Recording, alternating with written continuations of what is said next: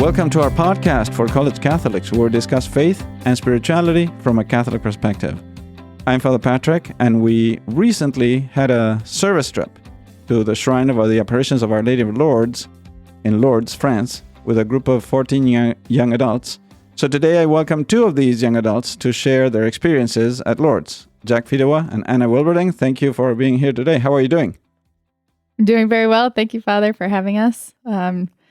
Still getting caught up on sleep, but other than that, pretty good. Very good. And you, Jack, how's it going? Quite well, Father. Exploring my newfound relationship, my newfound devotion to Our Lady of Lourdes. Very good, very good. And what do you, Jack, why don't you tell us a little bit of what you do on a daily basis and where you're from and so forth? Sure thing. I am in Southeast Michigan. I live in Plymouth. I've had a small relationship with Miles Christi up to this point, and was honored to be invited on our service trip to Lourdes. But I am a young adult Catholic in Southeast Michigan, and I do insurance. Very good. And you, Anna, why don't you tell a little bit about what happened this year to you and in the college environment and so forth? Yes. Yeah, so I live now here in Canton, Michigan, and I've just graduated from Michigan State University in Lansing, Michigan. And I work here now at the Family Center for Miles Christi. Good. Yeah, so... What did you study? So I studied environmental studies and sustainability. Wonderful. Yeah. Okay, that's an important title. It's a mouthful, for sure. Okay, very good. Well, so we're going to talk a little bit about your experience in the service trip, what it was about. But first, I wanted to give a little introduction to all those who are listening about this place that is a place of grace, right? Like a little recap of what happened at Lourdes. First of all, Lourdes is a small town nestled in the Pyrenees, in the north side of the Pyrenees, so in the side of France. And on February 11th, 1858, the Virgin Mary appeared to a 14-year-old girl called Bernadette Soubirous, who was gathering some driftwood for fire for their small house with her sister and a friend. And the Virgin Mary appeared to her, all dressed in white, with a light blue sash and a rose over each foot, and was praying the rosary. So she appeared near a granite hill that is there, above a cave, standing in a sort of niche formed in the stone. So at first the Virgin Mary did not give her name, and this is why Bernadette would refer to her usually as the Lady in the Grotto. But after that, the Virgin Mary would appear some 18 times. So she said many things. I'm going to summarize the messages. First of all, that she couldn't promise her happiness in this world, but in the next, or in the other. She encouraged her to do penance for the sins of the world, and she asked Bernadette to, at one point, to scrape the ground and dig a small puddle in the water, wash her face and drink some of the water that was there. And then she also told her to eat some of the grass that was there. Now that from that little puddle, a spring of water came forth, and is actually still flowing till today. In another apparition, she had asked that a church be built and a prayerful procession organized.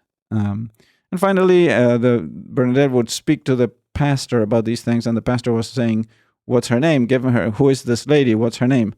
So after having asked Bernadette, asking repeatedly to this lady that appeared, "Who is she? What's her name?" The lady at the grotto told her, "I am the Immaculate Conception." And what is amazing of this name, first of all, that she didn't say the Virgin Mary, she said the Immaculate Conception. Second thing that is incredible is that Bernadette didn't understand anything of what that meant, so she couldn't have invented it, right? She could have invented the Virgin Mary, but she didn't invent that. And then she had to repeat it all the way to the parish and tell the priest. And that statement of the Virgin Mary came 4 years after the infallible definition of the dogma of the Immaculate Conception by Pope Blessed Pius IX in 1854, December 8th. So anyway, so that's a little recap. And there's been many miracles of grace, many miracles of healing in that place. So could you describe a little bit what this trip was about? How, where we left from, and just give us a summary of the trip. Yeah. So some of us, so we kind of came from all over the country. There were a few that came from California, Texas, Chicago, and Virginia. So and some Detroit. of us met, yes, in Detroit. Us, Detroit. Or as they said in the airplane in Air Canada, Detroit. Right. Yes. So many of us started in Detroit, and we flew from there to Montreal, Canada, and then from Montreal to Toulouse, France. And then we took about a 2-hour train ride to Lourdes, because Lourdes is such a small town. There's not much of an airport there. Well, you know what? There is an airport, but what happens is it's very expensive to fly in there. So anyway, but there is an airport, which they didn't have before. So obviously the apparitions had a lot to do with Lourdes having an airport. Anyway, and that would happen. Yeah, so many people joined us along the way at different stages there. So we got to the shrine and kind of arranged things, you and one of the other girls there, Sydney. And then we started, were volunteering at the shrine. So we served there and started that. Perfect. What was that volunteering about? Well, the volunteering was a little not unexpected for us, but I don't think any of us that had just arrived really knew what to expect. We were just told that we were going on a service trip and were expected to volunteer at the Shrine of Lourdes. I wasn't aware that we were going to be joining a group of 30 or so volunteers that have been coming back to Lourdes for many years of their lives. That was a really big moment for me, was being around people that were so devoted to Our Lady of Lourdes, the Shrine of Lourdes, that they spent time out of their year every year to come back to Lourdes. And these people mentioned a lot of people go to Lourdes to volunteer at the hospital, because there's a hospital there with about 900 beds. And they see a lot of volunteers come in to assist with the sick and the elderly that go to Lourdes for healings. We spent really most of our time volunteering with what I call the operations of Lourdes, and the group of ushers at Mass and those that would organize the processions, which happened at least twice a day, every single day at the Shrine of Lourdes, which was beautiful to be a part of. But it was really a great way to be part of the shrine. Not that being a pilgrim isn't awesome, and just a pilgrim at the Shrine of Lourdes, not that that isn't awesome, but being part of the shrine and helping to organize things and feeling you're making a difference in that way was a really beautiful aspect of the volunteering we were doing. Yeah, and also we were there for 7 days, right? So it gives you the opportunity not only to help and serve, but also every day you can go and visit the grotto or of the apparitions and have time to pray like a little bit more leisurely, right? You're not on a visit. We have 24 hours. We're going to go pray as much as we can all together and then leave, right? So you can go one day, then you can go the next day or the same day in the evening, and then at night when nobody's there, you can go and pray.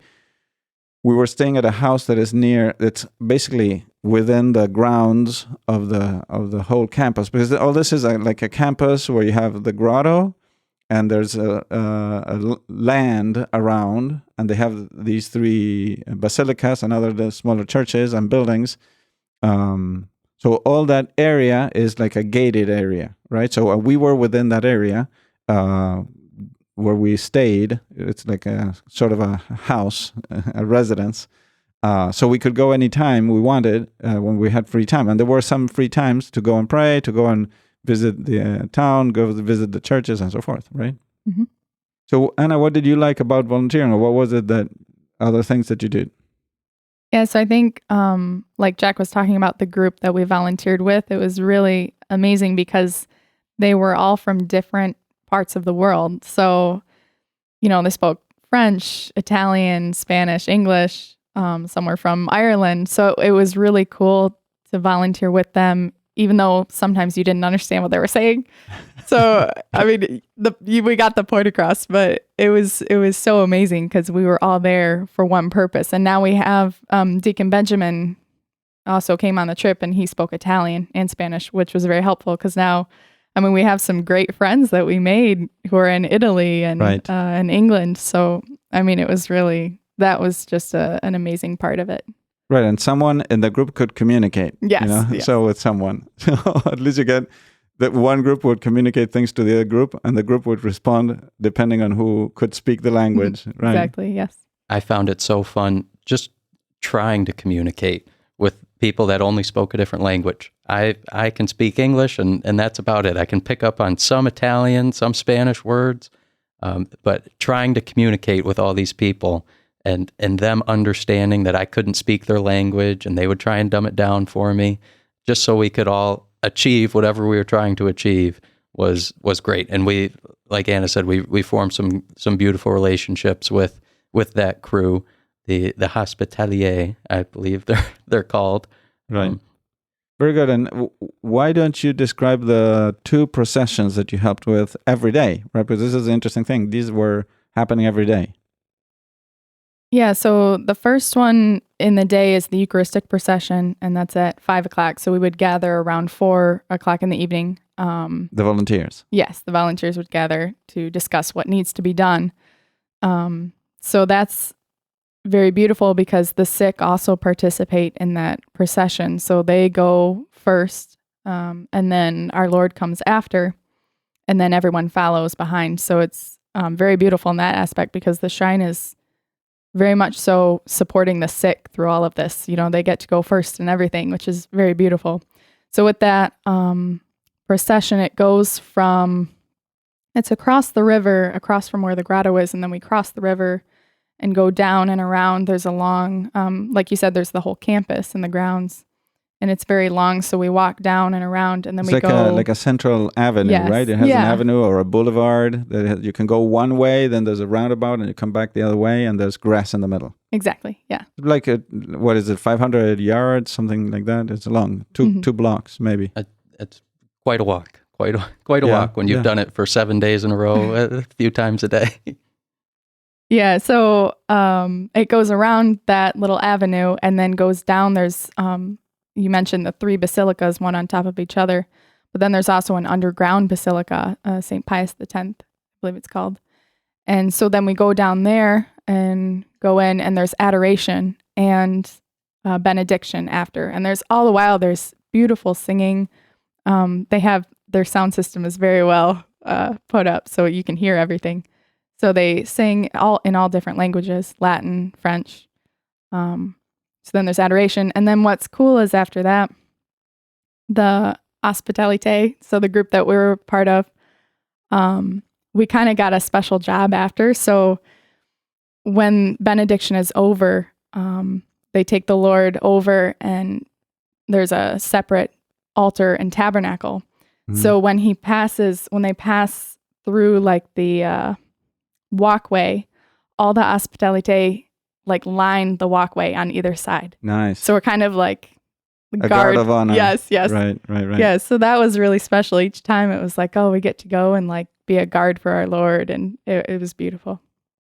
Wonderful. And what other important procession did we have? The second procession of the day, or that happened every day. There could have been more processions throughout, but every day at 9:00 is the flambeau.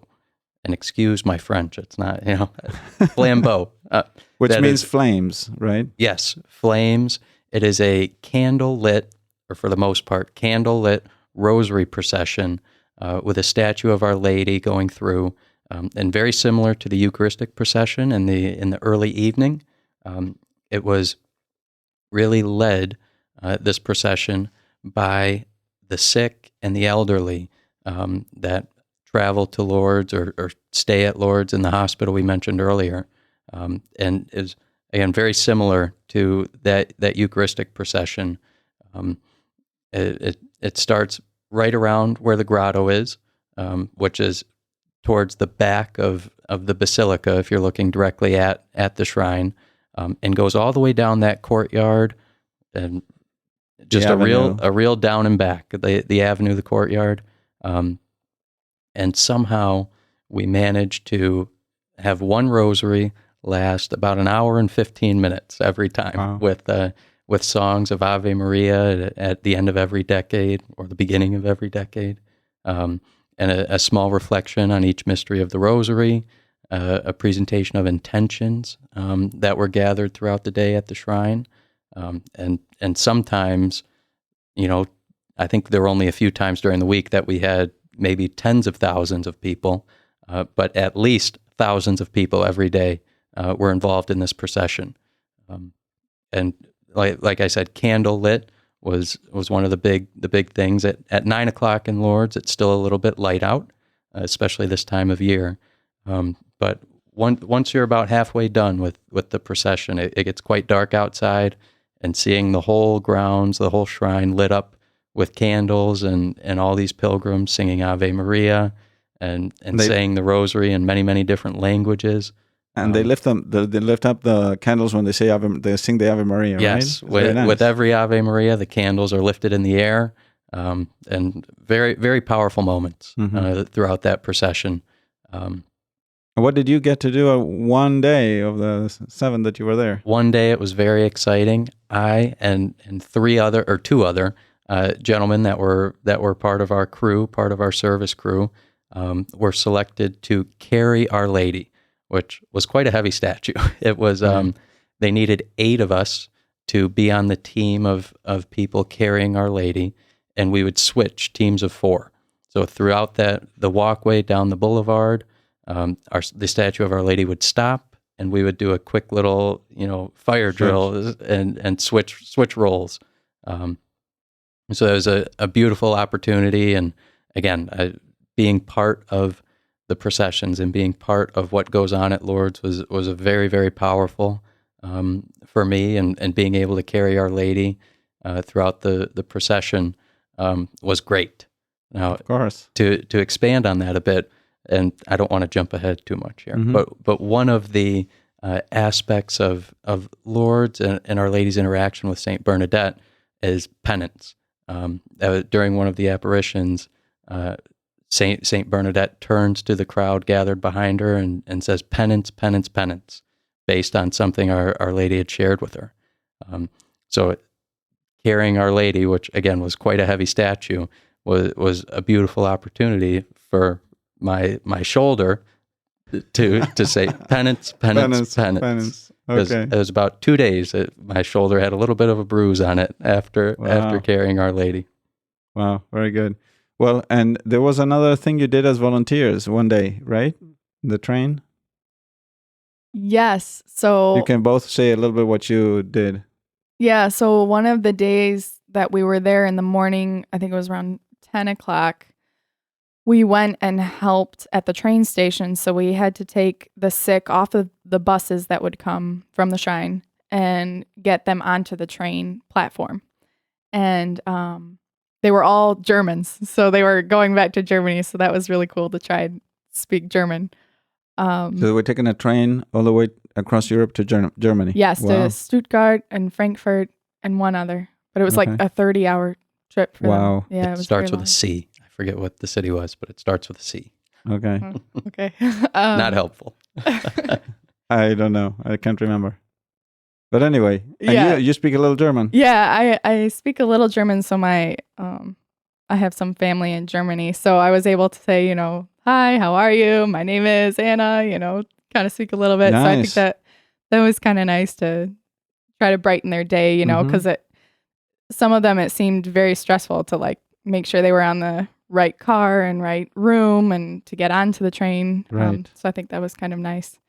And they all have some type of disability too. So it's already hard to be there because you're sick, you're in pain or something, Right. So what did you experience there? Well, to back up just a tad, going into this trip, I was under the expectation, incorrectly so, that we would be putting in 8 to 10 hour days as part of the volunteering.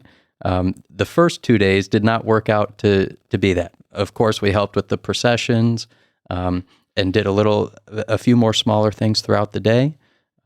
but it did not add up to the 8 hours.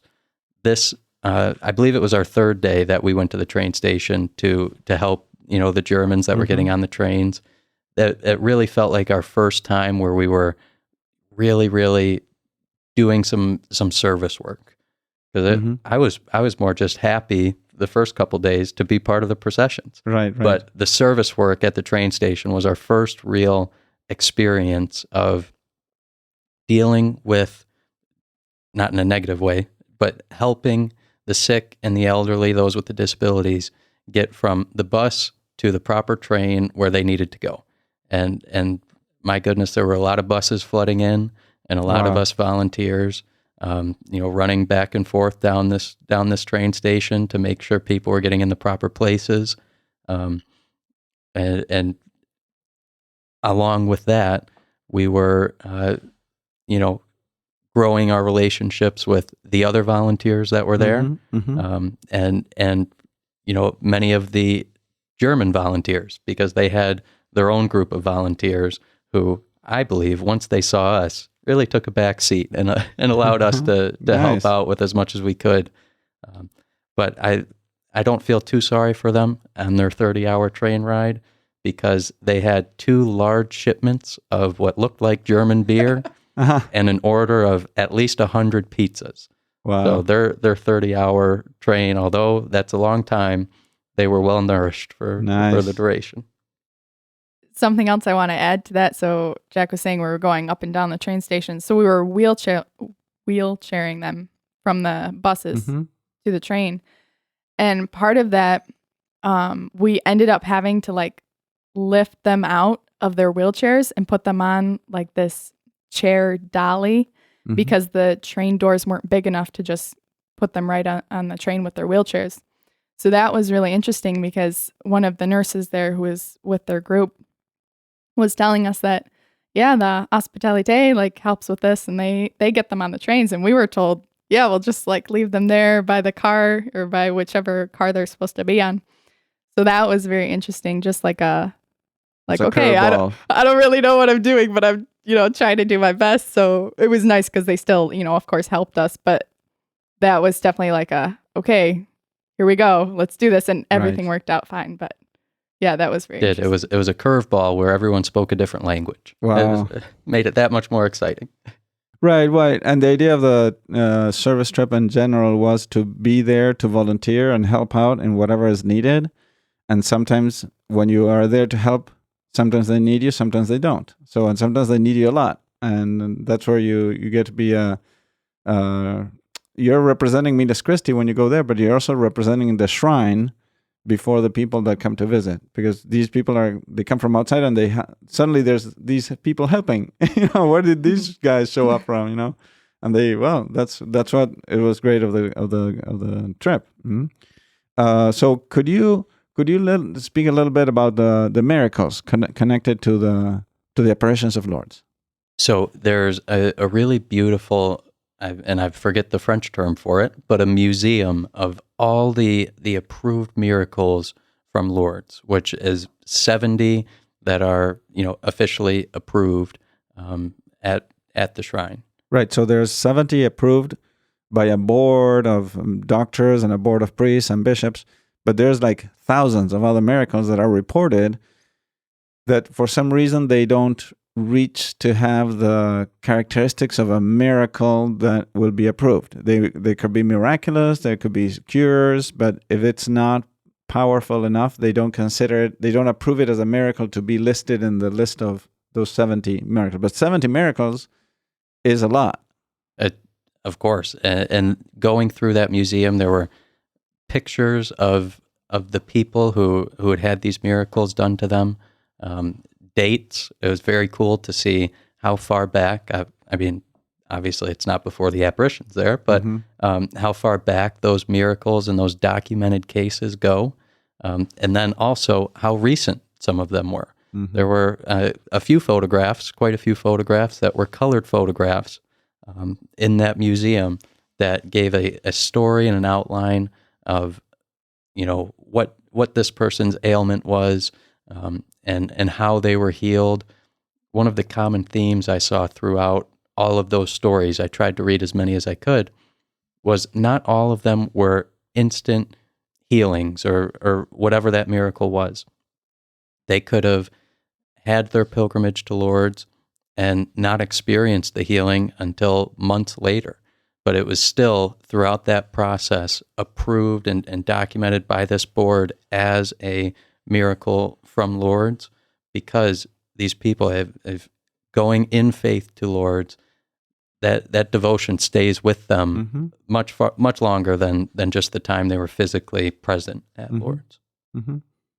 Yeah, so it was really cool being able to read all of those. One of the specific ones was this man, and this was, I believe, the same week that the apparitions appeared.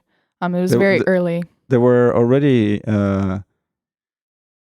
cures, miraculous cures, within the first months of the apparitions, if not the first days. Like when the spring started flowing, which in itself was sort of miraculous, right? Because there was no spring before. And when Saint Bernadette scraped the ground and dug a little bit, then there was a little bit of water, and then more water came out, and then now there's gallons of water flowing every hour for decades, right? So the first ones were right at the beginning. So what were some of those? Yeah, so there was this man who his eye was injured in a working accident years before. Like, he had a splinter of a stone cut into his eye. Yeah, so he went to the spring, and he saw that Saint Bernadette washed her face. So he decided, okay, I'm going to wash my face. And I think he did it like 3 times. Again, it didn't happen, instantaneously. It took a couple times. And then he could see out of it.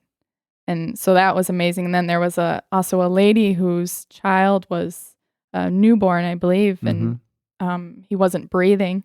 Right, he was paralyzed. The baby was paralyzed. Yes, so she went and, was dunking him in the water, like so many times, like people thought that she was drowning him because she was doing it so many times, and then he started breathing again.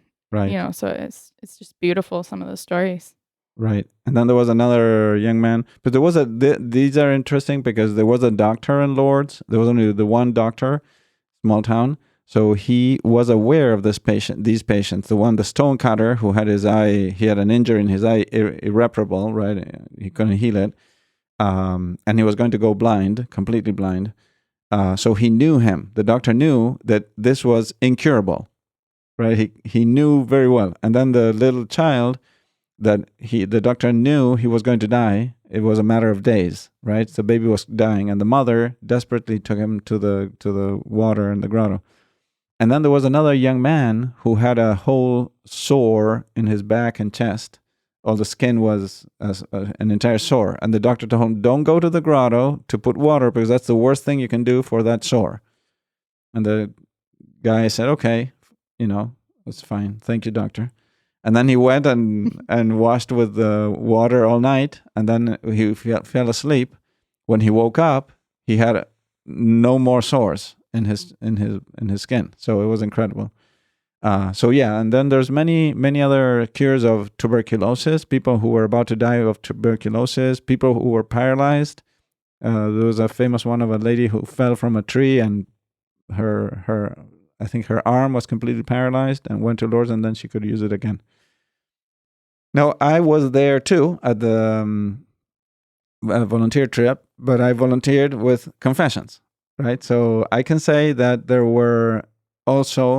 there's an aspect of Lourdes that is not just the physical healing, but the spiritual healing, right? The spiritual, let's say, miracles, if you want, because the miracles of grace are much greater than the miracles of the body, right? So that a person converts is greater miracle than the rising of the dead, in a sense, right? Because it involves our will, and sometimes our will is stubborn. And it indicates the graces of God working in our souls, so it changes how people can change. And in the ministry of the Sacrament of Confession, you can see that. So I was hearing confessions every morning and every evening for about 2 hours in the morning, 3 hours in the evening, more or less.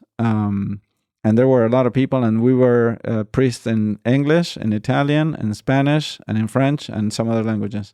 So there were about 3 for each language. So there were a lot of priests. I didn't get to meet them all, but I saw several.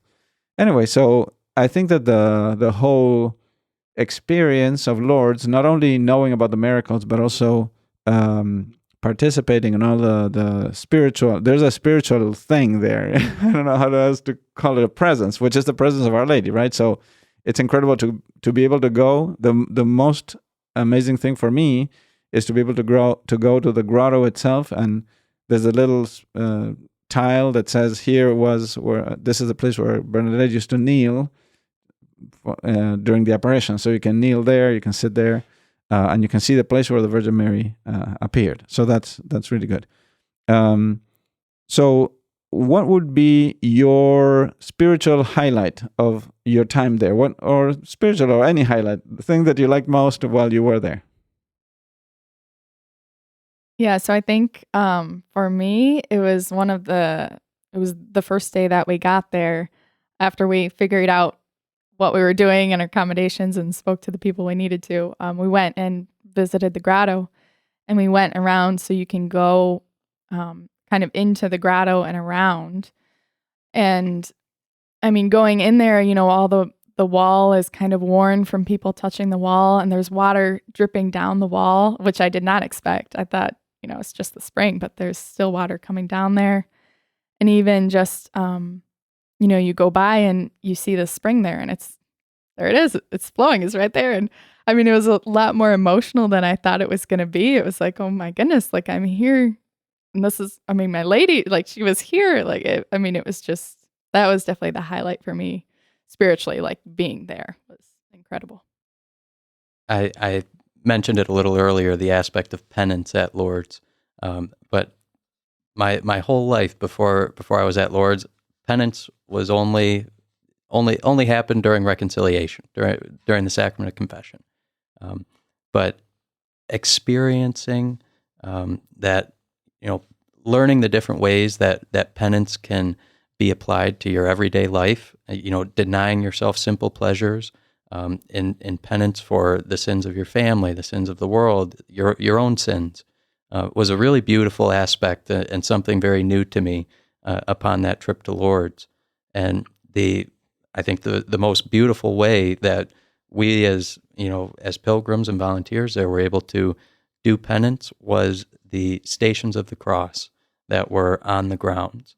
And it's something that I think is maybe oversought a little bit at Lourdes, because Lourdes is so beautiful with the Marian apparitions, with the grotto and the different basilicas. But there are Stations of the Cross that are really better considered a hike. It is a uphill hike on one of these mountains. It takes about 40 minutes to get through the Stations of the Cross, probably even longer if you spend a little more time at each station. But they were really beautiful, and it was quite taxing physically to go through the Stations of the Cross. And of course, the stations are supposed to be a reflection of the passion and death of our Lord. And what better way to practice penance than doing the Stations of the Cross? And it is a really beautiful experience. I just want to add to that. I totally agree with you. That was also amazing. And it's cool because the path is really, like, at a certain point, the pavement stops and it's like, it's all rock and tree roots. And you really are like making your way up through the stations. And that was something that also hit me because Deacon Benjamin went through it with us, and he read from the Millis Christi prayer book, the stations, which I had never read before. But they were so simple and profound. It just hit me in such a different way. It was beautiful. It was absolutely, and especially the very last one, when our Lord is laid in the tomb. The tomb there is actually so you have the life-size figures, and then behind it is an opening in the rock, an actual opening. So that is like a tomb. Yes, exactly. It was amazing. Wonderful. Well, and now that you're back in your day-to-day things, how would you think you can extend the spiritual graces that you received in this trip in your daily life? Am I allowed to say penance again? Yeah, of course. Very good.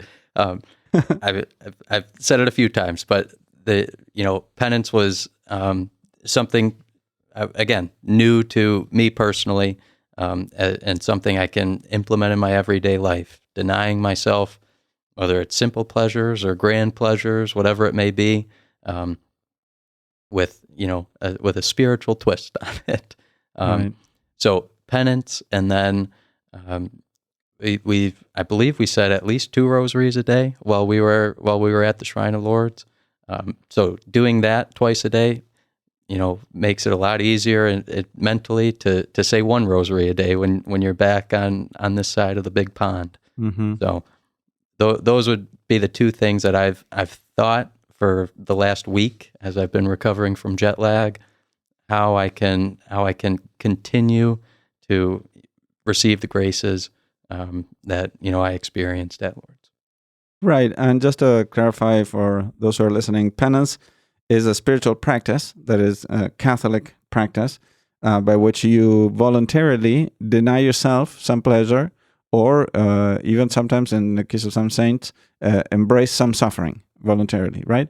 And it's something which we, in itself, doesn't mean anything in itself if you take the suffering alone, separated from Christ, right? So we want to join it with the sufferings of Christ, and with Christ's suffering on the cross, our sufferings or discomforts, we could call them, take a new meaning, and they are redemptive as well. They can be offered as a prayer for graces, as a prayer for those who are in need, as a prayer for conversion of family members, and in a final analysis, right, a prayer and a sacrifice for our salvation and sanctification, right? So that's the meaning of penance, and we have to offer our sacrifices together with Christ's, especially at the Holy Mass, right? So that's the moment where you want to offer all those little things that you do throughout the week. And this is why people go to daily Mass sometimes, because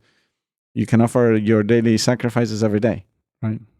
And you, Anna, what do you take from this trip? Yeah, so I think I also agree with the rosary. I think thinking about it, we did say like 2 rosaries a day, and it's amazing to think that Our Lady said the rosary with Saint Bernadette.